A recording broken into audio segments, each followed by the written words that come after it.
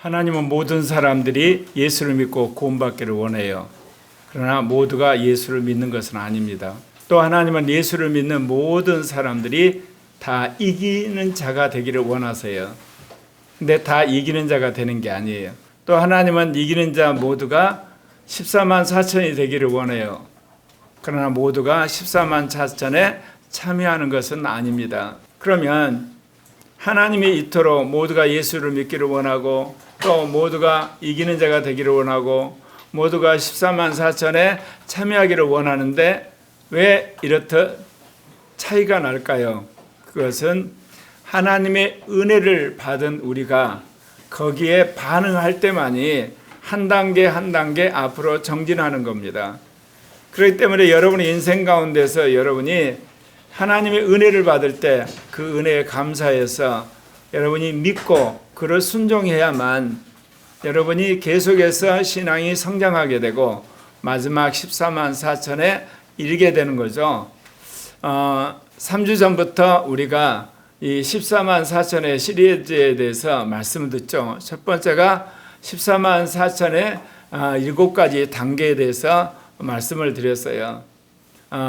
예수 그리스도의 복음을 믿음으로 구원받은 자, 성령을 받고 교회에 연합한 자, 그리고 성경을 먹고 믿고 실천하는 자, 그리고 나는 죽고 주님이 사는 자, 그리고 이제 오중 오신생으로 거룩해 된 자, 그리고 이제 이기는 자, 그리고 14만 4천에 참여하는 자, 그렇게 말씀을 드렸죠.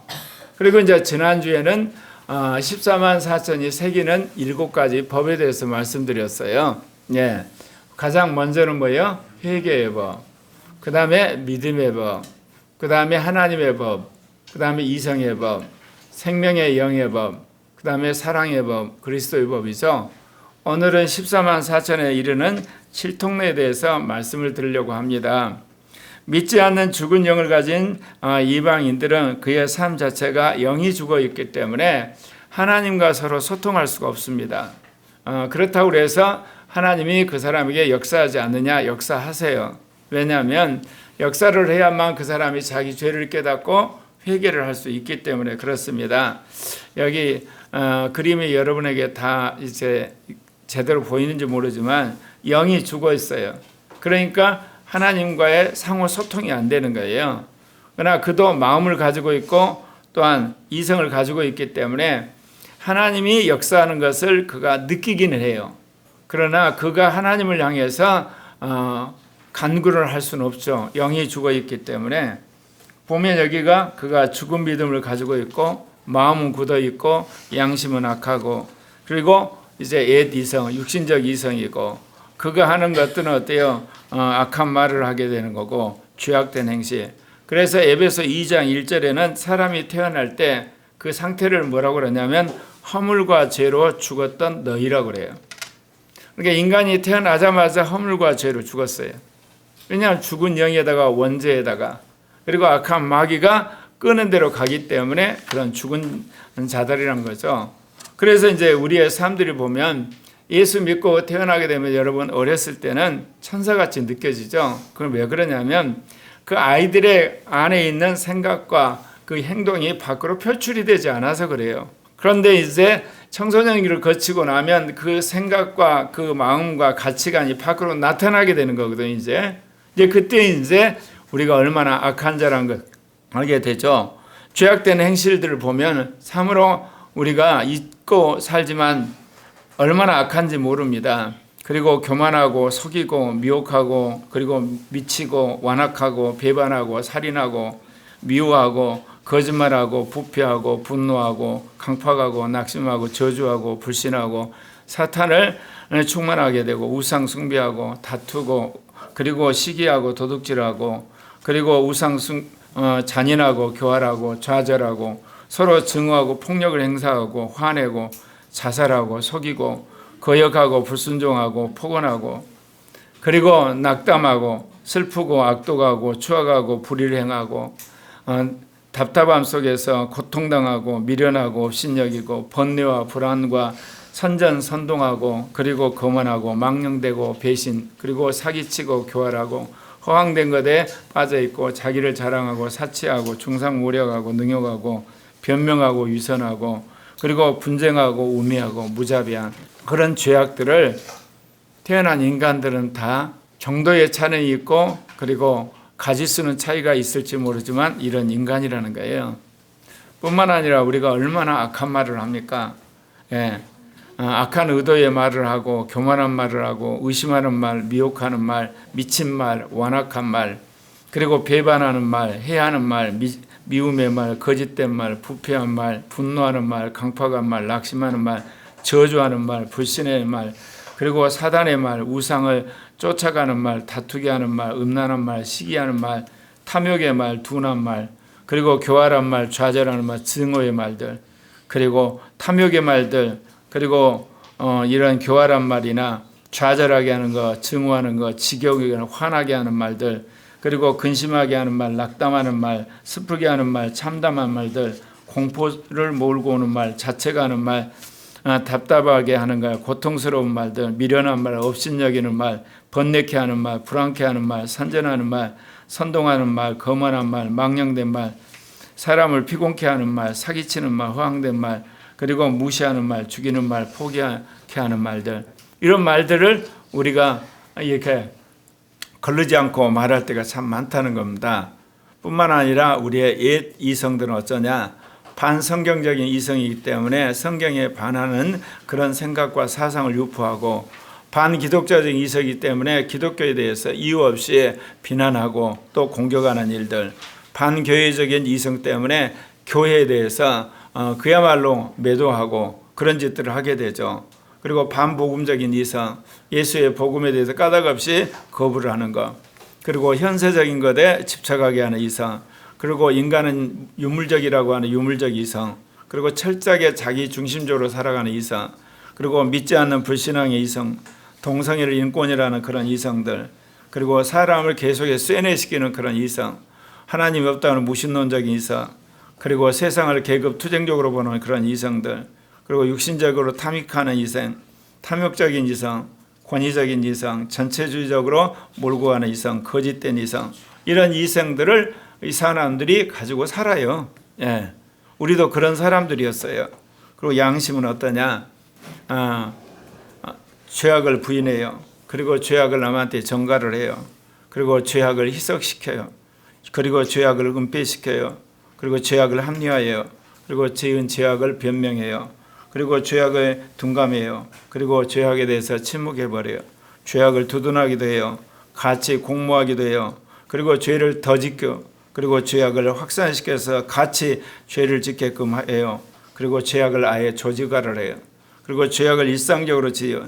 나중에 죄악을 짓는 걸 장려해요. 회개를 거부하고 거짓된 회개를 하고 회개하는 걸 조롱하는 인간의 악한 양심이 있단 말입니다. 그런데 그 근저에는 우리에게 더러운 마음이 있기 때문에 그래요. 악한 마음, 교만한 마음, 의심의 마음, 미혹된 마음, 미친 마음, 완악하게 하는 마음, 분쟁의 마음, 해할 마음, 미움의 마음, 거짓된 마음, 부패한 마음, 조급한 마음, 강팍한 마음, 낙심하는 마음, 완강한 마음, 굳어진 마음, 사단이 가득한 마음, 배반케 하는 마음, 우상을 쫓아가는 마음, 다투는 마음, 피곤한 마음, 시기하는 마음, 탐욕의 마음, 둔한 마음, 간악한 마음, 패려한 마음, 증오의 마음, 근심케 하는 마음, 낙담한 마음, 슬픈 마음, 참담한 마음, 떨리는 마음, 자책하게 하는 마음, 답답한 마음, 고통스럽게 하는 마음, 미련한 마음, 업신여기는 마음, 번뇌케 하는 마음, 불안한 마음, 눌리는 마음, 거만한 마음, 망령된 마음, 죽고 싶은 마음, 음란한 마음, 이루 말할 수 없는 사단이 주는 그런 마음이 우리 안에 사로잡아 있다는 거죠. 더더욱 우리에게는 죽은 믿음이 소유자예요. 위선적인 믿음, 가짜 믿음, 조작된 믿음, 이방 사람들이 추구하는 믿음, 말뿐인 믿음, 주술적인 믿음, 율법적인 믿음, 형식적인 믿음들, 지식적인 믿음, 외식하는 믿음, 주관적인 믿음, 그리고 정치적인 믿음들, 하나님이 싫어하는 이런 그런 믿음 속에서 사람들이 살아왔댔습니다. 더더욱 이제는 그의 죽은 영에는 이제 더러운 영이 역사를 해서 그 사람을 끌고 갑니다. 이방신을 섬기는 영, 우상 숭배의 영, 거짓된 영, 음란의 영, 교만의 영, 위선의 영, 거역의 영, 불순종의 영, 광명에 둔갑하게 하는 영, 적그리스도의 영, 살인하게 하는 영, 탐욕의 영, 술 취하게 하는 영, 배신의 영, 분열의 영, 술수의 영, 불의의 영, 무자비한 영들이 그런 죽어있는 영들의 역사를 해서 사람들로 하여금 결국은 사탄을 섬기고 우상을 섬기고 악한 길로 가게 한다는 거죠. 그래서 정도의 차이는 있지만 우리가 이렇다 죄악된 행실과 그리고 또 우리가 험한 말들을 하고 그리고 더러운 이게 마음과 그리고 악한 양심들, 옛 이성, 그리고 불신앙의 그런 믿음들, 그리고 이 죽어있는 이런 영들과 하는 이런 못된 영들과 살았던 우리가 회개하고 예수를 믿음으로 거듭나게 됐잖아요. 이거는 우리의 행위로 된 것이 아니라 전적인 하나님의 은혜란 것이 여러분 우리의 삶을 딱 살펴보니까 그냥 느껴지잖아요. 안 그렇습니까? 그러면 여러분 가운데 그럴 거예요. 나는 평생 법 없이도 살았다고 하는 사람, 그 사람은 하나님께 감사를 하셔야 돼요. 하나님의 영이 여러분의 마음과 여러분의 양심과 이성, 여러분의 말과 행위를 강권적으로 이끌어서 그렇게 선하게 살고 나름대로 진실하게 살 수 있도록 하셨던 거예요. 근데 그 하나님의 영이 걷어져 가면 여러분은 어느 누구보다도 악한 자고 교활하고 더러운 인간으로 타락하게 됩니다. 그런 우리가 회개하고 예수 그리스도를 믿음으로 거듭났죠. 예. 거듭나게 되지만 우리가 착각해요. 거듭나게 되면 아까 말한 우리 자신이 완전히 바뀐 거라고 생각하죠? 아니요. 죄된 행실을 계속 하시잖아요. 안 그렇습니까? 그리고 여러분 악한 말도 하고 옛 이성이 발동할 때도 있고 그리고 악한 양심에 따라서 속일 때가 있고 그리고 마음이 강팍해서 말씀 안 받을 때가 있고 헛짓할 때가 있고 그리고 거짓된 믿음 가지고 믿지도 않으면서 믿는 척하고 그리고 거듭났지만 여러분 영 안에서 약하고 그리고 또한 약한 영이기 때문에 역사하심이 약한. 그러나 한편에서는 어때요? 여기 보는 것처럼 하나님의 영이 역사를 해서 우리를 계속해서 이끌어가고 또 약한 믿음이지만 희미하게 주님 앞에 기도하고 예수의 피로 마음을 씻어가고 또 점차적으로 우리가 이제 무딘 양심이 새롭게 하나님이 기뻐하는 양심으로 바뀌어져 가고 육신적 이성이지만 나름대로 하나님의 뜻을 쫓아가고 예수를 믿는다 고백도 하고 이제 영적인 그런 행위도 하기도 합니다. 그랬을 때 주님이 거듭난 우리에게 뭐를 요구합니까? 거듭난 우리에게 하나님의 거룩하신 것처럼 거룩하라고 그러세요. 왜냐? 거룩하지 않고는 우리가 하나님 나라 들어갈 수가 없어요. 우리가 예수 그리스도를 통해서 의롭다고 인정받지 않아 천국에 못 들어가는 거예요. 그럼 우리가 예수를 믿음으로 거듭나고 구원받았다는 것은 여러분 계약이에요. 계약. 완성이 아니에요. 근데 자꾸 교회가 완성된 것처럼 신학적으로 사람들을 속이는 거예요. 계약을 했다니까. 여러분 전세살이 해본다든지 월세 살아보면 알잖아요. 여러분 계약한다고 집 못 들어가요. 그 날짜에 계약금 다 지불하고 이제 그래야 들어가잖아요. 그러니까 우리는 지금 예수 그리스도의 십자가 피로 계약을 한 상태예요. 마지막 그게 완전히 지불돼야만 천국에 들어갑니다. 그때가 뭐냐? 그리스도가 심판대에서 우리를 의인이라고 인정해 줘야만 우리가 천국 들어가는 거예요. 하나님의 택한 자라고 인정을 받아야 들어간다니까요. 그런데 예수를 믿음으로 구원받던 이 교리가 잘못 사람들이 오해돼 가지고 계약이 아니라 완료라고 생각하는 거예요. 완료. 이런 엄청난 범죄 행위를 신학자들이 한 거예요. 목회자들이. 근데 왜 그렇게 돼버렸냐? 예수를 믿음이라고 하는 그 믿음을 누가 준 것에 대해서 안 가르친 거예요. 여러분, 우리에게 믿음을 주셔서 실제로 믿음 안에 살게 한 분이 성령이세요. 믿음의 말씀은 주님이 주세요. 맞아요. 그래서 믿음을 갖지만 그 믿음 갖고 살도록 그 믿음을 유지한 분이 성령이세요. 그러니까 하나님의 삼위적 구원 가운데 하나님의 은혜로 구원받는다. 예수를 믿음으로 구원받는다. 그 다음에 성령이 하는 일을 쏙 빼버린 거예요. 개신교에서. 이런 엄청난 범죄 행위를 해버린 거예요. 여러분 성령이 우리 안에 믿음을 유지하고 믿음으로 살게 하는 거예요. 그 성령이 우리로 하여금 뭐라고 그러냐. 거룩하게 살라고 하는 겁니다. 지금. 예. 베드로전서 1장 14절 15절 같이 읽겠습니다. 너희가 순종하는 자식처럼 전에 알지 못할 때 따르던 너희 사욕을 본받지 말고 오직 너희를 부르신 거룩한 이처럼 너희도 모든 행실에 거룩한 자라 되라. 예수를 믿고 고백하면 모든 게 끝났다. 그거는 태어나는 게도 불과한 거라니까요. 어린아이 영아예요. 예수를 나의 구주라고 고백한 거 영아의 수준인 거야. 아이가 이제 영아를 뛰어넘으면 어때요? 자기가 직접 옷 입어야 되죠. 말씀을 먹어야 되는 거예요. 자기가 직접 어때요? 이제 밥도 먹어야 되죠. 자기가 직접 화장실도 가야 되고 계속 신앙은 잘해야 되는데 어때요? 예수는 나의 구주, 나의 하나님이라고 어렸을 때 막 태어났을 때 하는 그 이야기 계속하고 있는 거예요. 전부 아이들을 영적인 전응아로 만드는 거예요. 기독교인들을 성장을 해야 되는 거거든요. 그 성장이 결국은 거룩한 삶인 거예요. 거룩한 이야기를 하고 진실하게 살라고 그러고 선한 행위라고 그러면 율법이라고 그래요. 정말 벼락맞은 신학자들, 목회자들. 자기가 그렇게 안 사니까 교인들을 그렇게 만들어버리는 거예요. 성경 어디서 그렇게 말을 해? 그런 적 없어요, 여러분. 예수를 믿고 성령을 받았으면 이제 거룩하게 살아야 되는 거예요. 제가 이번에 어떤 집사님과 이야기를 하다가 제가 새로운 것들을 발견하고 은혜를 받았어요. 왜냐? 내가 5살 때 거듭났으니까 따져보면 60년 만에 이기는 자하고 14만 4천에 참여하는 복을 받게 됐거든요. 그리고 여기 계시는 우리 집사님들 보면 거의 이제 40년, 50년. 그래서 이제 이기는 자 14만 4천을 사모에 두고 살잖아요. 또 우리 청년들 같은 경우 한 30년. 이렇게 30년, 40년, 50년, 60년 걸려가지고 이기는 자 첫째 부활하면 어떻게 주의를 하고 가겠습니까? 그래서 제가 이 60년 만에 이 하나님의 축복을 받고 나서 고민이 생긴 거예요. 어떻게 하면 10년, 20년 안에 정말 이기는 자고 14만 4천이 되어서 남은 여생을 하나님의 영광을 위해서 그리스도의 복음을 전하고 성령 충만한 사람으로 어떻게 살도록 도울 수가 없을까? 나처럼 60년 걸려야 되는가? 아니면 집사님들처럼 50년 걸려야 되고, 그리고 젊은이게 우리 집사님들이나 성도들처럼 한 40년, 30년 걸려야 되는가? 아니라는 거예요. 그럼 이 방법이 뭐냐? 나야 60년이 걸려버렸기 때문에 내 방법으로 하게 되면 사람들에게 확실하게 전할 수 있는 한마디 직선 코스가 생각이 안 나는데, 그 집사님과 대화를 하다가 그랬어요.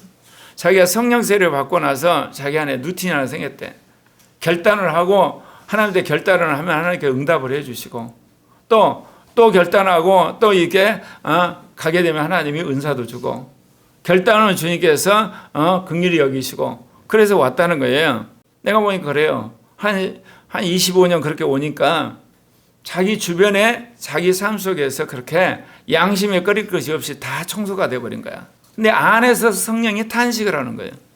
탄식을 하는 거예요. 왜? 그 한마디로 말해서 전부 난지도에 가면 여러분 아시죠? 난지도에 얼마나 쓰레기가 많았는데, 그래서 수많은 사람이 난지도 저거 어떻게 하는데 기가 막히게 지혜를 발휘해서 거기다가 흙을 퍼부어가지고 난지도가 완전히 공원으로 화해했어요.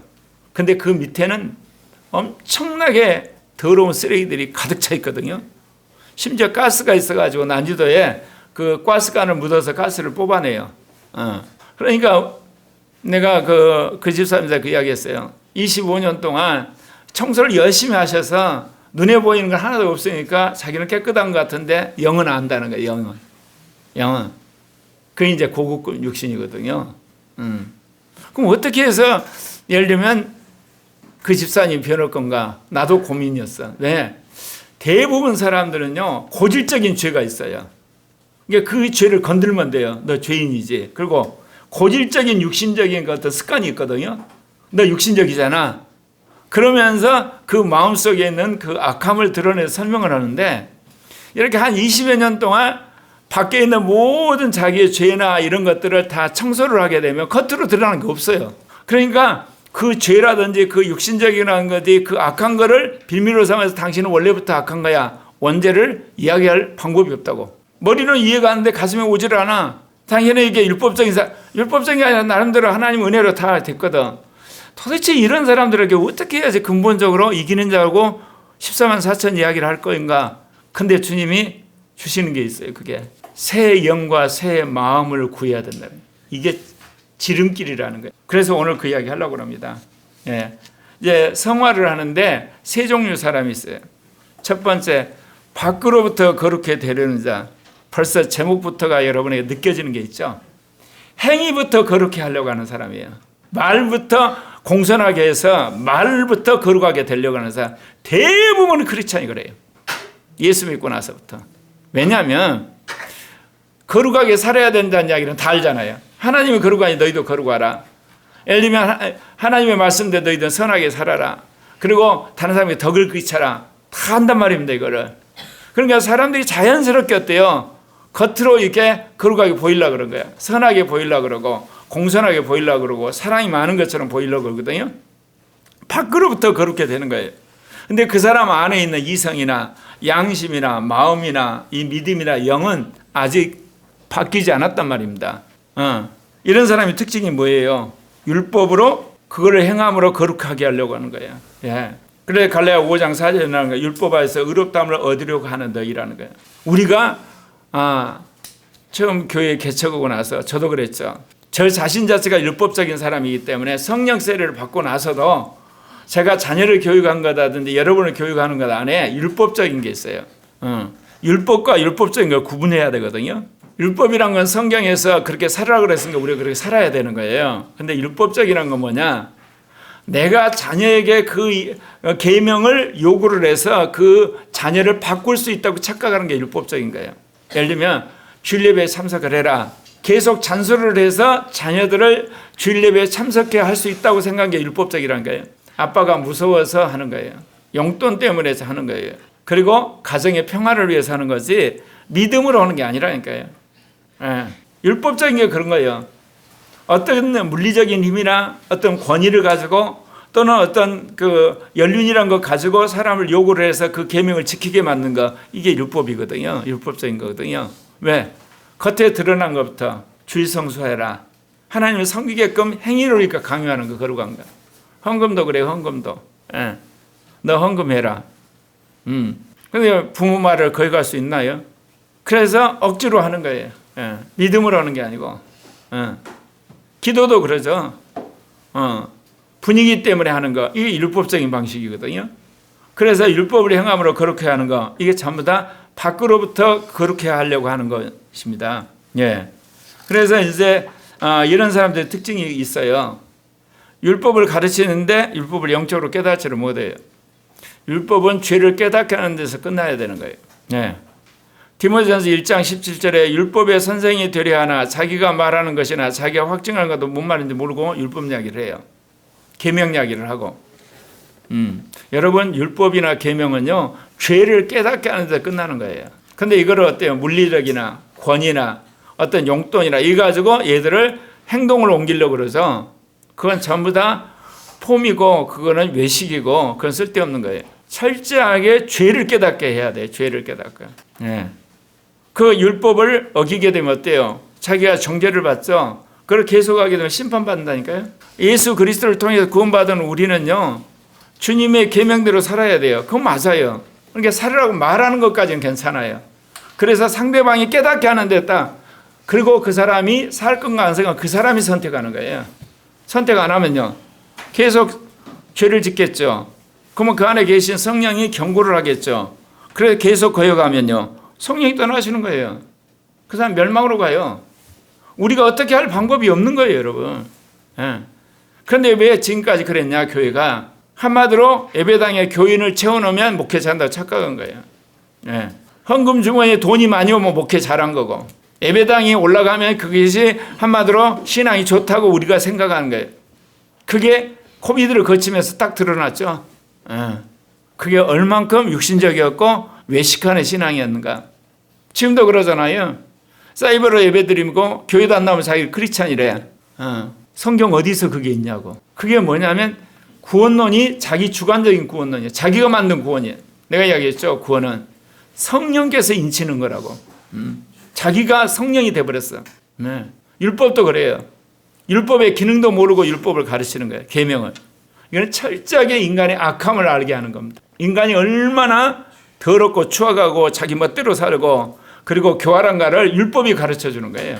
예. 그리고 이런 사람의 특징이 뭐냐? 믿음이 아니라 자신의 능력이 거룩하게 하려고 그러죠. 자기의 능력으로. 왜? 특별히 목회자들, 예, 장로들, 집사들 참 불행해요.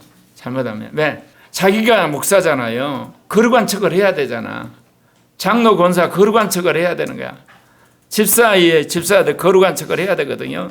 왜? 교회에서 비난받으니까. 손가락질을 당하니까. 근데 미안하지만 손가락질 당할 일이 있으면 당하셔야 되는 거예요. 그리고 그걸 통해서 통일 자복에서 그걸 벗어나야 되는데 자기가 그 죄악을 끊기보다는 거룩한 척하는 거예요. 예. 그런 특징이 뭐야? 자신의 능력으로 거룩하게 되려고 하는 거예요. 그러면 여러분 생각은 그렇죠.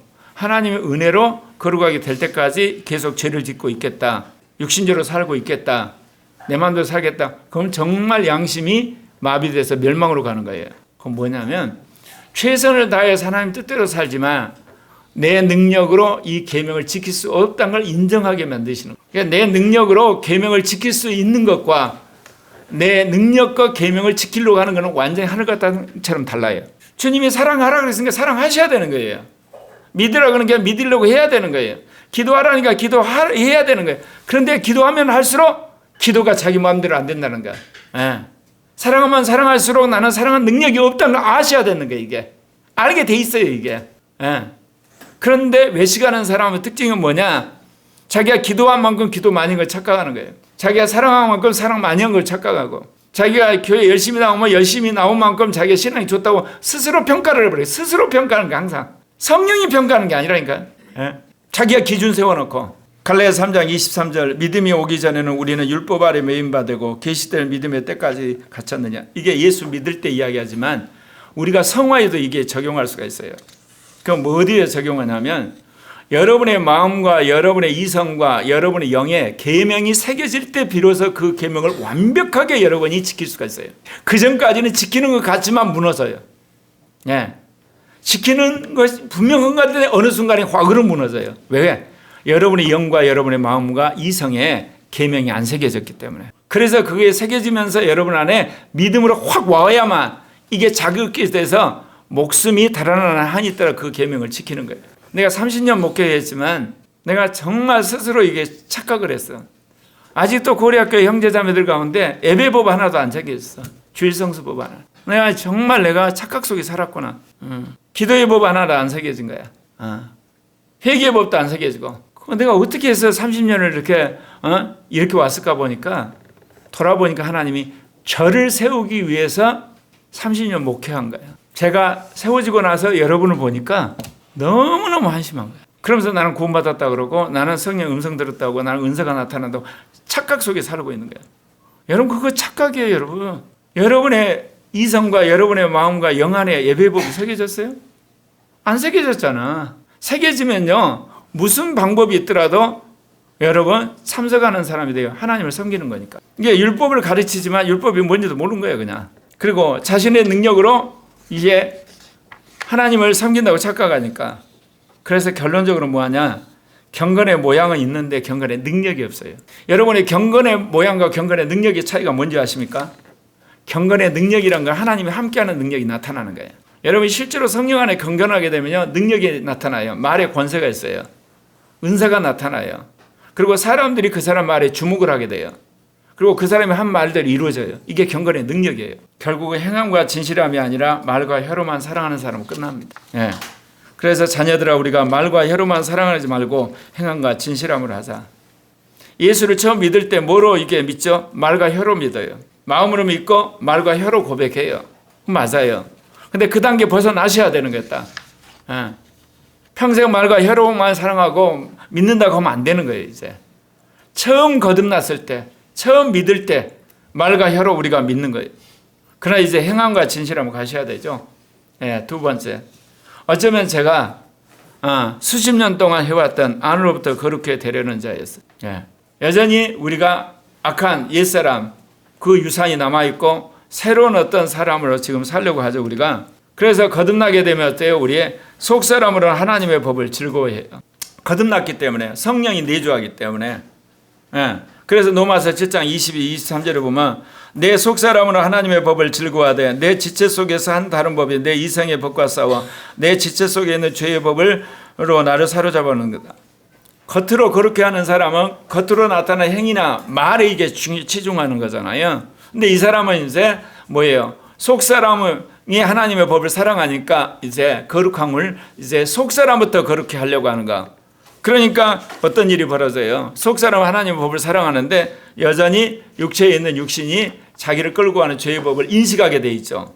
그리고 그래서 이제 그가 나중에 뭐라고 하냐면 인식을 하게 돼요. 이성으로 내가 하나님 법 사랑하지만 속사람으로 하나님 사랑하지 여전히 육신은 나를 죄의 법으로 끌고 가는구나. 이제 그거를 이제 그가 실제로 객관화를 시킬 수가 있어요. 예, 거기까지 가는 거예요. 예, 고려학교 어린아이들, 청소년, 청년들, 그 다음에 교인들이 2단계가 온 거죠. 예. 그런데 거기서 머물러 버려요. 그리고 영적인 체험을 하지만 그리스도를 붙들지 않아요. 영적 체험에 만족하는 거예요. 내가 환상봤다, 내가 예언했다, 내가 귀신 쫓았다, 내가 예를 들면 음성을 들었다. 그래서 어쩌다는 겁니까? 그리스도를 붙들어서 그리스도의 사람으로 바뀌셔야 되는 거 아니겠습니까? 그래 골로새 2장 18절에 그 이야기예요. 그가 본 것을 의지하여 그 육신의 생각을 따라 헛되이 과장하고 머리를 성령 운동하는 사람들이 전부 여기에 걸려 넘어오는 거예요. 예. 유튜브에 보게 되면요, 예언 집회한다 그러고 또는 예언해 준다 그러고 무슨 이렇게 분별해 준다는 사람 보면서 정말 불쌍한 사람들이에요. 그게 대단한 것처럼 저도 옛날에는 대단하다고 생각했어요. 근데 그렇게 해도 안 바뀌는데요, 사람이. 그렇게 해도 하나님이 기뻐하는 그리스도의 담자가 안 돼요. 가장 중요한 건 네 번째예요. 오랜 생활을 했지만 의의 말씀을 경험하지 못한. 의의 말씀을 경험한 게 뭔지 몰라요.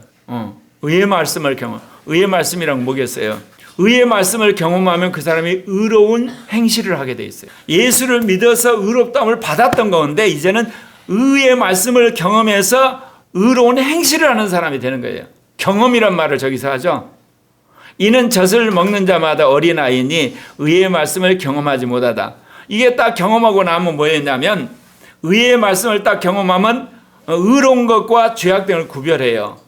선한 행동과 악한 행동이 딱 구별하면서 자기 삶 속에서 구분이 딱 되기 시작해요.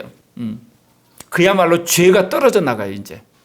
악한 행실이 떨어져 나가요. 그러니까 그 사람은 어때요? 나름대로 그런 신앙생활을 확고히 하는데 여기 보면 아직 그런 단계까지 못 간다는 거예요. 왜 그럴까요? 우리의 영과 우리의 마음이 근본적으로 새로워져야 되는 거예요. 그러니까 내 영과 내 마음이 그대로 있는 상태에서 계속 속 사람이 거룩해지려고 그러고 진실하려고 하면 어느 단계까지는 돼요. 어느 단계까지는 진실해져요. 이 과오를 내가 범한 거예요. 이거를 겨우 빠져나와서는 이제서 보이는 거예요. 그래서 오늘 여러분에게 드리려고 해요. 세 번째예요. 아까 말씀드린 집사님과 대화를 하면서 그 집사님이 어떻게 이 고급 육신을 탈출할 건가. 20여 년 동안 살아왔으니까 주변에 걸리는 고질적인 죄는 별로 없어. 거의. 그리고 육신적인 거 별로 없어. 은사도 나타나. 결단하면 하나님 응답을 해. 그런데 자기는 세상이 너무 좋아. 그냥 세상이 좋아. 편안함이 좋아. 그리고 이대로 갔으면 좋겠어. 더 이상 고생하고 싶지 않고 복음을 위해서 자기가 희생하고 싶은 마음이 없어. 그러니까 안에서 성령이 찔리게 하시는 거지. 왜 그럴까요? 여러분 끊임없이 새 영과 새 마음을 구하셔야 돼요. 이거를 주님이 제가 오래 와서 알게 된 거예요. 거듭난 영으로 우리는 만족하지 아니에요. 그 영이 계속해서 새로운 영이 돼야 돼요. 또 새해는 또 새로운 영이 돼야 되는 거예요. 계속해서 예수의 피로 씻음 받아서 우리 마음이 깨끗하게 됐어요. 또 새로운 마음이 돼야 돼요. 또 새로운 마음이 돼야 돼요. 계속 새로운 마음이 돼야 되는 거예요. 그럴 때 어떤 일이 벌어지겠습니까? 내 영이 계속 버전업을 시키잖아요. 그래서 새 영이 되고 새 마음이 되면 무슨 일이 벌어지겠어요? 거기에 여러분 강력한 믿음이 장착된 거야. 어제의 믿음보다는 오늘의 믿음, 오늘과 내일의 믿음. 그리고 양심도 어때요? 더 선해지기 시작한 거야. 이성도. 그래지면서 영과 마음과 이성의 법이 새겨져 버리는 거야. 그 이야기예요 지금 여러분. 그래서 그런 사람의 특징이 뭐냐? 지속적으로 하나님께 새 영과 새 마음을 구한다. 그거를 제가 지금 43년 만에 안 거예요. 어느 누구도 가르쳐 준 적이 없어. 어떤 신학책에도 유튜브에도 없어. 거듭난 것 그러면 끝났다고 생각해. 성령 받으면 끝났다고 생각해. 예수의 피로 마음이 깨끗해지면 끝났다고. 아니에요 여러분. 왜 제가 이 질문을 하게 되냐. 왜 원유하고 은혜나 성은이 같은 애들이 왜 어른 뺨치게 영적일까? 우리는 그러죠. 어린아이니까 그렇다. 아니에요. 아이들이 끊임없이 새 영과 새 마음을 구하는 루틴 속에 들어온 거야. 그거를 이제서 우리가 아이들의 영과 마음에 집중해서 교육하다 보니까 아이들이 계속해서 새 영과 새 마음으로 점프를 하니까 놀랍게 변하는 거야. 이제서 그 비밀을 안 거예요. 근데 우리는 애들이니까 그렇지 뭐. 여러분 애들일 때 그렇게 되셨나요 여러분이? 거듭나고 나서? 안 그러셨잖아요. 그러니까 어른도 어때요? 날마다 새 마음과 새 영을 구하게 되면 성령이 부어주세요. 그러면 여러분 안에 어때요? 믿음이 점프가 돼요. 믿음도 새로운 믿음이 돼요. 양심도 새로운 양심이 돼요. 이성도 새로운 이성으로 바뀌는 거예요. 왜? 말씀이 이제 들어오기 시작하니까. 그거를 주님이 최근에 이게 저에게 확실하게 알게 해주고 어제 집사님과 대화를 하면서 아 그렇구나. 그런 내가 그 집사님한테 그랬어요. 이유 불문하고 낮이나 밤이나 주님 나에게 새 마음을 주십시오. 새 영을 주십시오. 그러게 되면 지하 10층에 있는 그쪽에서부터 새 영과 새 마음이 올라오기 시작하면 다이나마트 터진 정도가 아니고 지진이 일어나가지고 모든 자신의 가치관과 세계관, 인생관 이게 다 와그러 무너지면서 14만 4천이 되고 거룩한 자가 될 거고 그 다음에 신령한 자가 될 거라고. 제가 그 금요 예배 때 그런 이야기 했죠. 8월 14일에 했던 정복음식, 9월 달에 했던 그 영적인 루틴, 그리고 10월 달에 성령 진화적인 거, 그게 이제 넉 달 만에 무너져 버렸어. 흔적만 남고 이제 하기는 해요. 지금도 하긴 했는데 완벽하게 무너지면서 주님한테 물었을 때 신령한 자가 되라고 그랬는데 어떻게 신령한 자가 되냐고요. 어떻게 신령한 자, 이게 중요하잖아. 그게 뭐냐, 지속적으로 새 영을 구해라, 지속적으로 새 마음을 구해라. 그걸 알게 돼요. 나는 그래서 신령한 자가 되니까 또 내가 무슨 방언을 열심히 해야 되고, 그 다음에 무슨 이렇게 영적인 집회를 열심히 해야 되고, 금식을 해야 되고, 뭐를 해야 되는 줄 알았어요. 도대체 뭐냐 이거지. 그러다 어제서 해답을 얻었던가. 아, 성령 안에서 지속적으로 새 영과 새 마음을 예를 들면 구함으로 영이 계속해서 버전업이 되는 거 있죠. 마음이 버전업되고, 그러면 믿음이 버전업되고, 양심이 버전업되고, 이성이 버전업되고, 그럼 말이 버전업되고, 행동이 버전업되고. 개인적인 이야기지만 이거 이야기해도 돼요. 요즘은 제가 아내 말을 아주 잘 듣거든요. 이유가 있어요. 제가 지적인 사람이고 항상 문제에 대해 옳고 그름을 따지는 사람이잖아요. 아내는 뭐냐, 감성적인 게 이게 참 부드럽고 인격적이냐, 아니면 터프고 이게 감성적인 판단이야 이거는. 근데 제가 아내가 무슨 말을 하면 그거 틀렸다고 딱 지적을 하거든요. 근데 말할 때가 어때? 그거 틀렸어. 아니야, 안 돼. 안 된다니까? 이제 그렇게 딱 하면 아내는 마음이 딱 상해요. 그러면 이제 왜 당신은 잘못한 거 지적 시인 안 해? 그러면 왜 말을 그렇게 험하게 해? 둘 다 잘못했잖아. 그래가지고 그걸 수습하다 보면 거기에 시간이 많이 걸리고 어떨 때는 이제 그것 때문에 여러 가지 되돌아보니까 그럴 바에 아예 아내의 말을 들어버리는 것이 시간이 적게 들고, 그 다음에 이 마음의 낭비도 없고 좋다는 결론이 이제사 든 거야. 이제사야. 이제사. 이게 얼마나 악한 옛사람이냐고. 이게 내가 좋아하는 방식으로 아내를 사랑한 거야. 이게 인간이 그렇게 악해요. 그러면 그런 마음이 왜 왔겠어요? 안에서 영이 새로워지니까. 마음이 새로워지니까 그 생각을 한 거야. 아내 만난 지 43년인데 왜 그 생각을 이제서 하냐고. 근데 지금까지는 그거 버리기 싫거든. 왜? 내가 옳았는데 저쪽에서 인정 안 해가지고 일이 이렇게 된 거지. 그러니까 아내가 이거 바뀌어야 된다고. 그 생각이 있었던 거야. 근데 지금은 그렇게 하면 시간과 돈과 정열과 그 다음에 마음 상한 것이 너무 많으니까 그렇게 하자 그랬더니 신목사님도 같이 변해버리더라고. 지금 뭔 이야기하는 줄 아시겠어요? 내 안에서 새 영이 되고 새 마음이 되니까 지금까지 있는 내 생각을 내가 완전히 고쳐버렸다니까. 어제는 무슨 일이 있었냐면 신목사님이 이 핸드백을 의천 형제한테 들고 오라고 그랬어. 그랬는데 집에 가서 아무리 찾아도 핸드백이 없는 거야. 아무리 찾아도. 그래서 뭐라고 그러냐, 당신이 교회 가서 핸드백이 있는 거 찾으래. 옛날 같으면요 됐다니까. 아니 됐어. 근데 제가 어제는 여기 와서 다 뒤졌어요. 여기 다 예배당 다 뒤졌어. 없다고 갔어. 그러면 옛날 같으면 어쩐 줄 아세요? 거봐 없잖아. 왜 괜히 시켜가고 시간 낭비하냐고 그래 한 소리 하거든요. 속으로 집에 있겠지 갔더니 전화가 왔어. 찾았다고. 이불 속에 있었다고. 제가 무슨 이야기인지 아시죠? 제 영과 제 마음이 바뀌어버렸다는 거야. 옛날에 아내를 사랑해야 되기 때문에 내가 바뀌어야 된다 할 때는 안 바뀌는 거야. 왜? 아내가 이게 잘못된 사고 구조가 있어. 틀렸으면 빨리 인정을 해야지. 왜 인정 안 하는 거야 이제. 그리고 왜 나한테 덤벽 씌워. 그랬는데 새 영과 새 마음이 돼버리니까 그런 것에 대해서 구애를 안 받아 그냥. 무슨 말 이해가세요? 여러분 계속 새 영과 새 마음을 구하는 여러분 되시길 바랍니다. 근데 지금까지는 저는 어때요? 밖에서부터 왔어. 또 나중에 안에서부터 왔어. 그게 아니라 근본적으로 새 영과 새 마음을 성령으로부터 선사를 받으시면 돼요. 아멘? 어제는 김마리 간사님한테 그런 이야기를 들었어. 은상이가 친구들과 같이 일본 여행 가기로 이제 예약을 했대. 근데 김마리 간사님이 은상이한테 너 3시면 2시간 전에 가야 되면 너는 주일 예배 참석 못하네? 그러면 주의성수법 안 새겨졌다? 그래서 김만희 간사님이 잔소리를 좀 했는가 봐요. 그러더니 은상이가 친구들은 3시 비행기로 가고 자기는 오후 9시 가기로 했대. 10만 원 더 주고. 비로소 주의성수법이 새겨지기 시작했구나. 그런데 칭찬도 냈어. 가치관이 바뀌고 생각이 바뀌어야 되거든요. 그러니까 친구들은 먼저 이제 3시 비행기 가고 자기는 나중에 가가지고 이제 가서 공항에 만나든지 뭘 만나겠지. 여러분, 지속적으로 새 영과 새 마음을 구하는 여러분 되시길 바랍니다. 근데 하나님이 어떤 일이 벌어지냐? 여러분 영과 마음으로 새로운 걸 구하지 않으면 여러분 인생에 슬픈 일이 생겨요. 그래서 여러분의 영이 구하게 만들어요. 여러분 마음이 구하게 만드는 거야.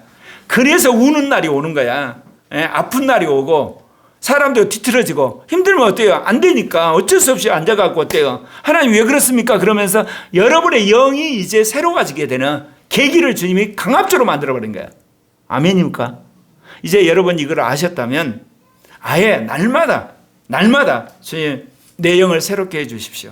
내 마음을 새롭게 해주십시오.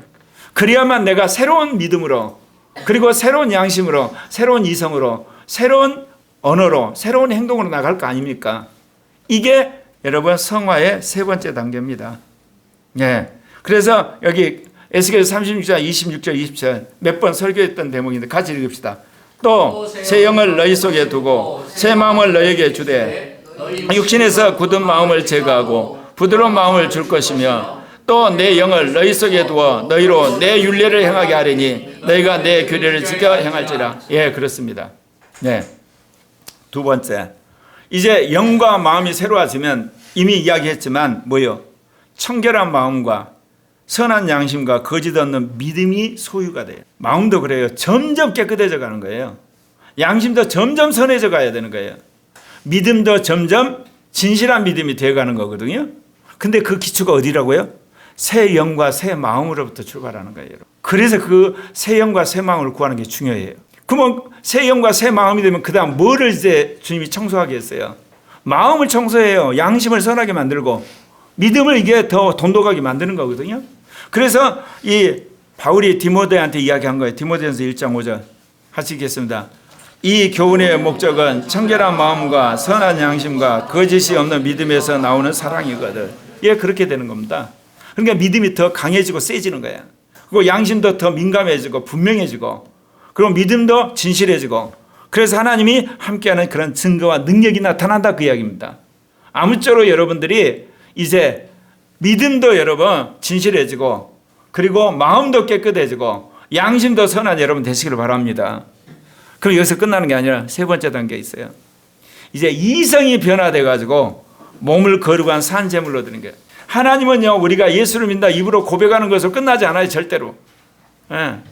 어디까지요? 모든 만물을 통치하고 그리고 인간을 사랑하는 그런 단계까지 가기를 원해서요. 그래서 이성이 이제 변화돼야 돼요. 그래서 몸을 거룩한 산 제물로 드리는 것. 그렇게 되는 거예요. 로마서 12장 1, 2절 정말 많이 들었던 제목인데 읽겠습니다.